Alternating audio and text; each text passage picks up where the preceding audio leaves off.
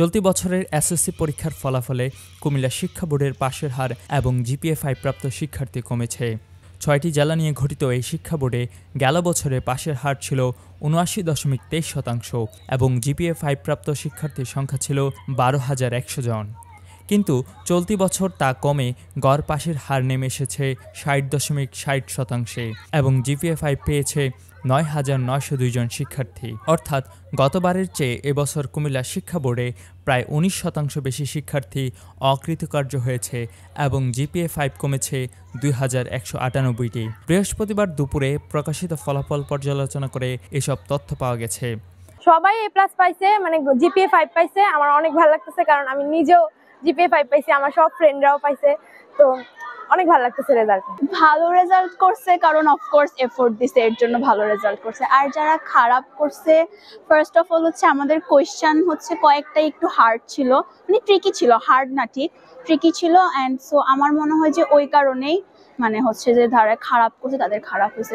এদিন বেলা ২টায় বোর্ড মিলনায়তনে এক সংবাদ সম্মেলনে এসএসসি পরীক্ষার ফলাফল ঘোষণা করেন শিক্ষা বোর্ডের চেয়ারম্যান প্রফেসর মোহাম্মদ শামসুল ইসলাম। ফলাফল ঘোষণার সময় পরীক্ষা নিয়ন্ত্রক অধ্যাপক রুনা নাসরিন সহ অন্যান্য কর্মকর্তাগণ উপস্থিত ছিলেন। ফলাফল পর্যালোচনায় দেখা যায় গত বছরের তুলনায় এবছর পাশের হার জিপিএ-5 কমার পাশাপাশি শতভাগ পাশ করা প্রতিষ্ঠান সংখ্যাও কমেছে।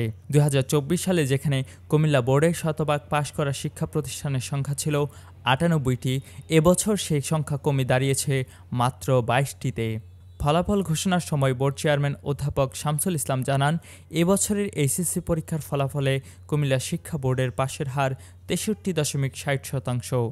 এবছর মোট জিপিএ-5 পেয়েছে ৯,৯০২ জন শিক্ষার্থী। তিনি বলেন, চলতি বছর মোট ১,৬৭,৫৭২ জন পরীক্ষার্থী পরীক্ষায় অংশ নিয়ে পাশ করেছে ১,০৬,৫৮১ জন। বিজ্ঞান বিভাগে পাশের হার ৮৮.০১, মানবিকে ৪৬.৭৭ এবং বাণিজ্য বিভাগে ৫৩.৯২%।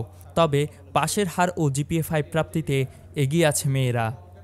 আমরা অবশ্যই বিভিন্ন শিক্ষা প্রতিষ্ঠান প্রধানদেরকে নিয়ে মিটিং করব, বৈঠক করব, ওনাদের কাছ থেকে শুনে কীভাবে ফলাফল আরও ভালো করা যায়, আমাদের শিক্ষার্থীদেরকে ভালো ফলাফল করতে পারে, আমরা সেই ব্যাপারে ওনাদের কাছ থেকে শুনে প্রয়োজনীয় পদক্ষেপ নেব।